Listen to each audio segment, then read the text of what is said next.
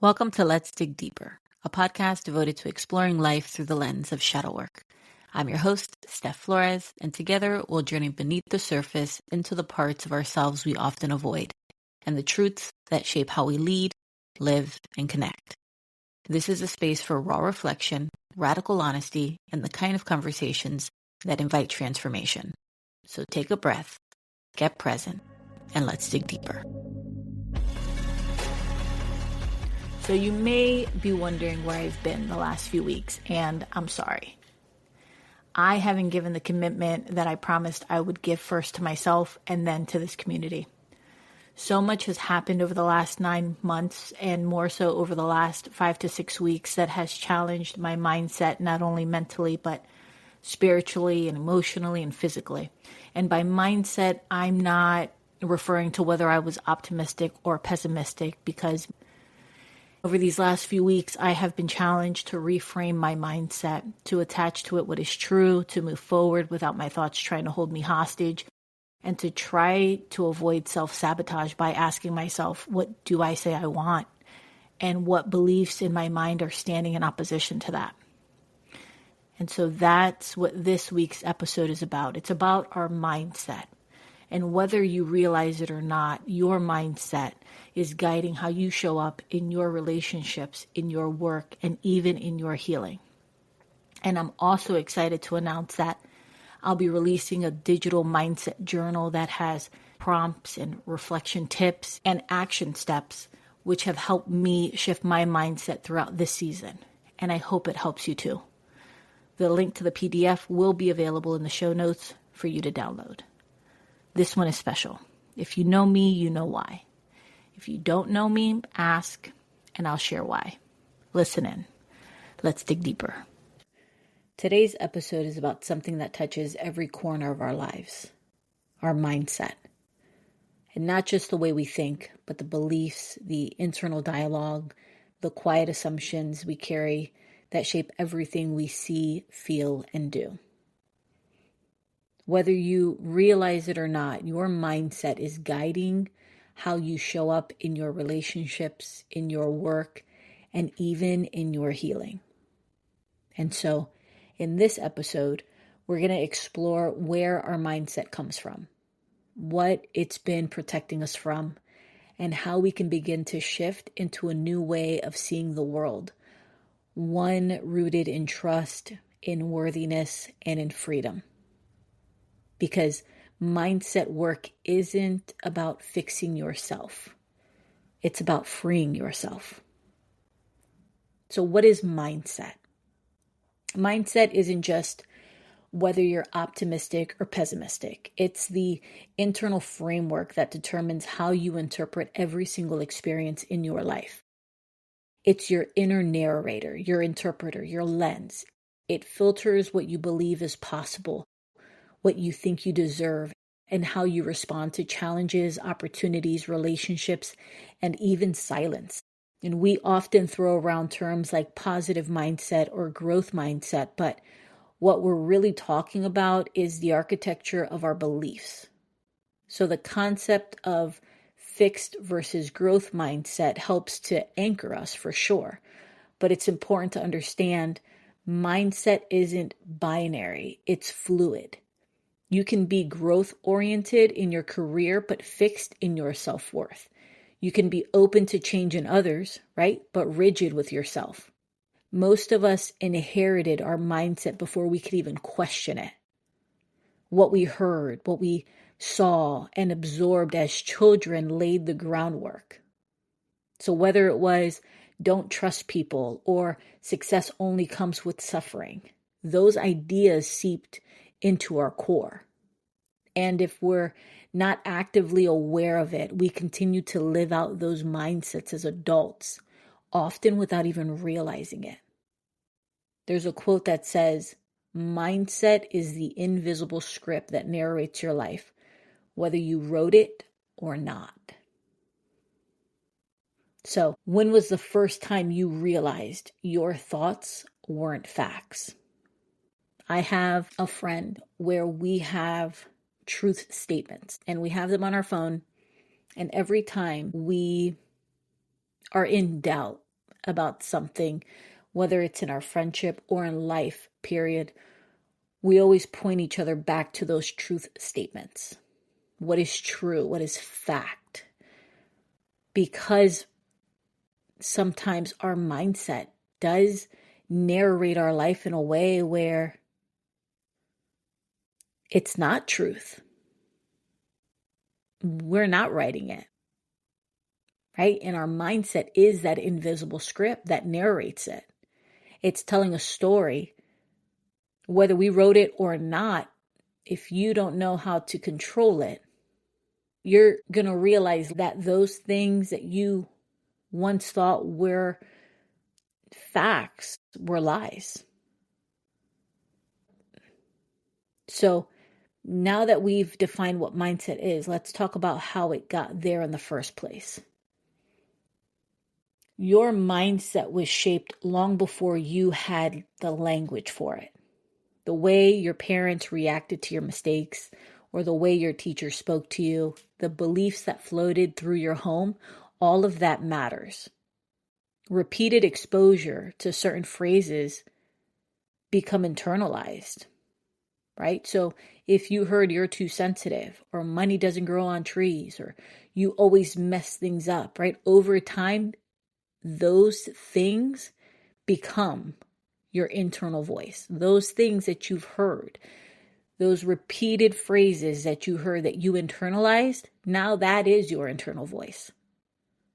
And mindsets are often survival strategies. If love was conditional, you may have developed a mindset that says, if I perform, I'm accepted.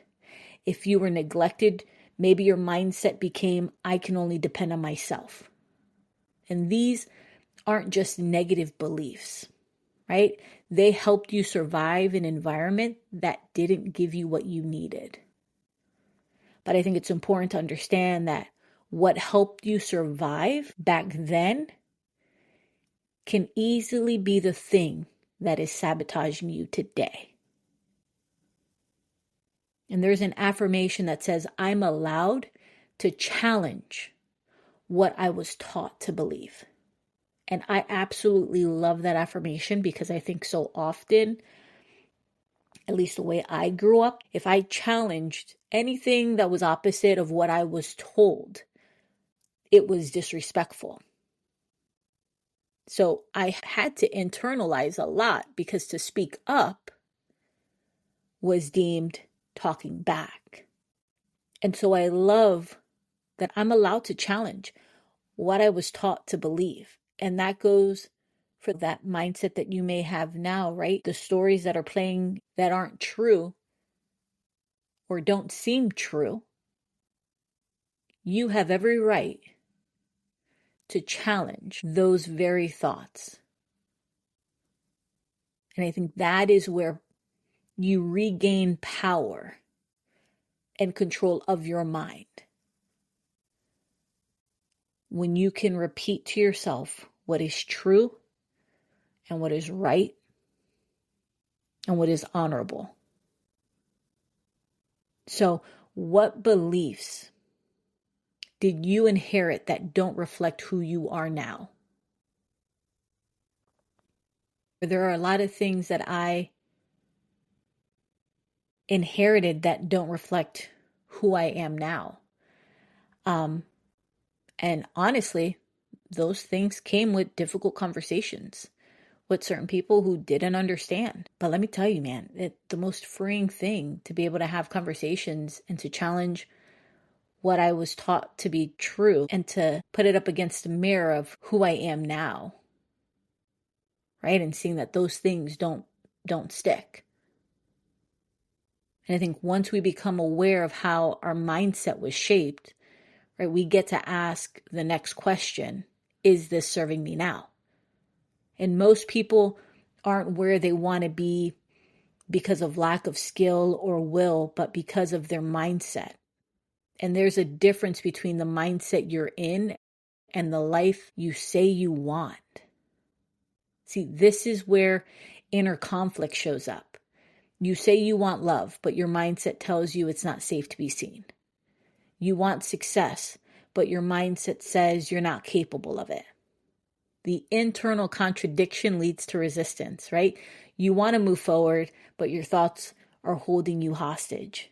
And self-sabotage doesn't always look like destruction. Sometimes it looks like hesitation.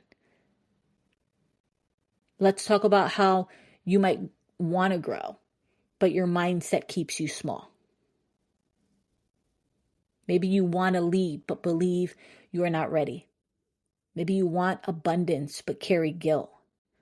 Maybe you want to rest, but associate it with laziness, right? And ask yourself, what do I say I want? And what beliefs in my mind are standing in opposition to that?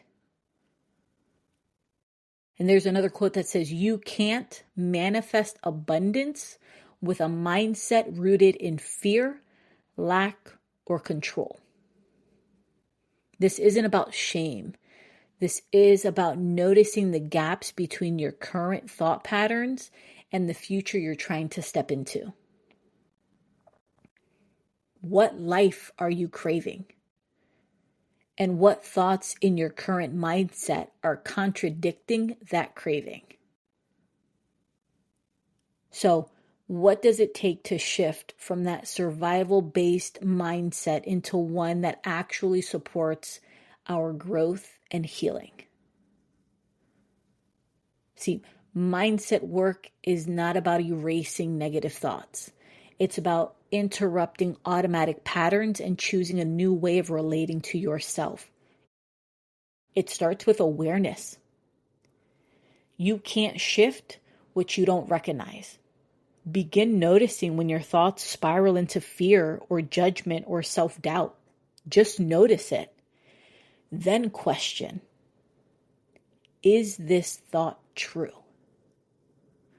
Where did this belief come from? What am I assuming here? So learning to pause and breathe, that's mindset work too.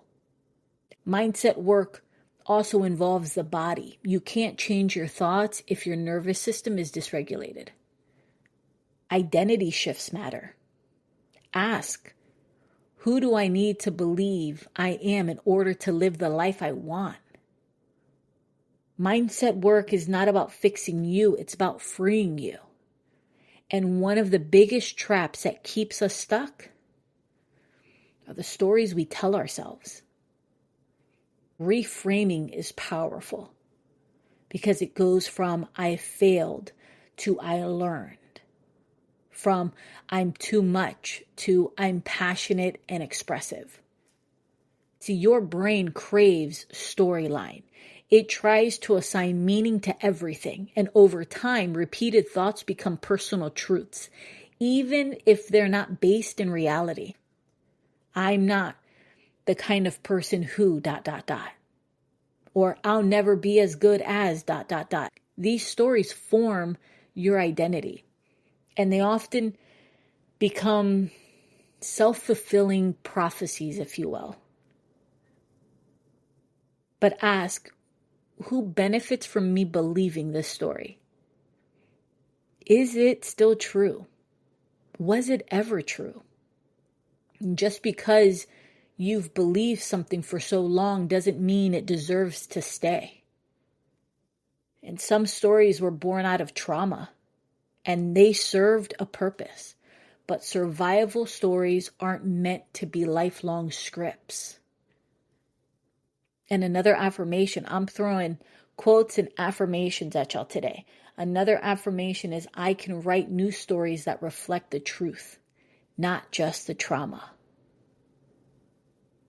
And side note, I'm talking about mindset today because it has been something I've been battling over these last few weeks, but hard. I mean, I have rewritten every story that I thought was true over these last few weeks, because that's how much opposition I felt I was coming up against.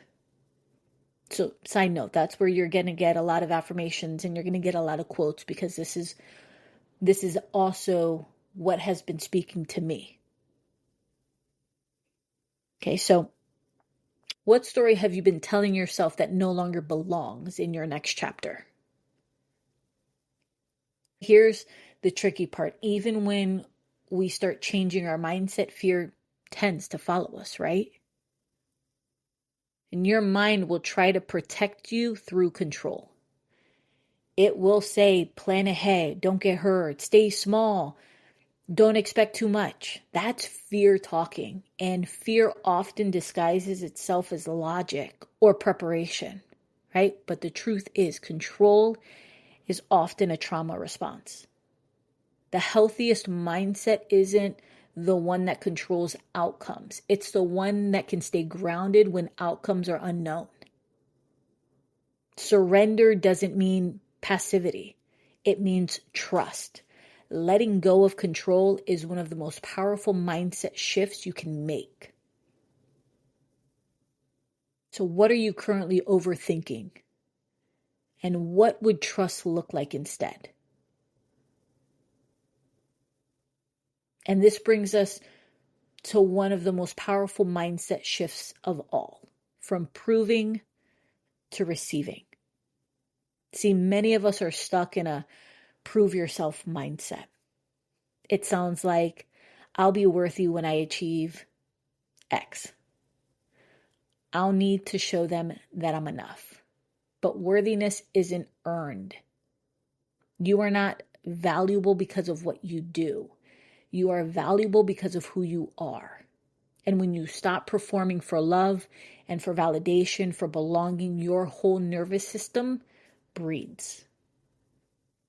See, a healthy mindset allows you to receive love and compliments and rest and abundance without guilt or without questioning a person's intentions.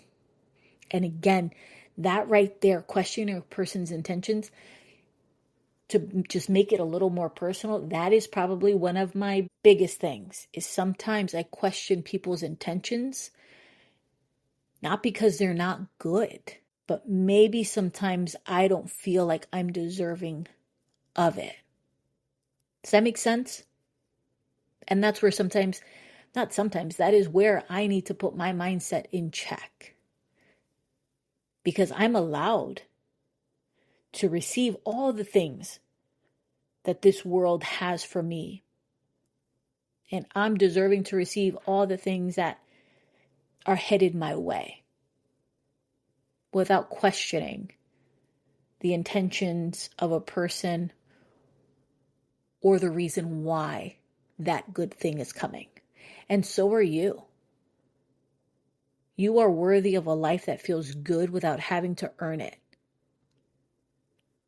So what have you been trying to prove? And who are you trying to prove it to?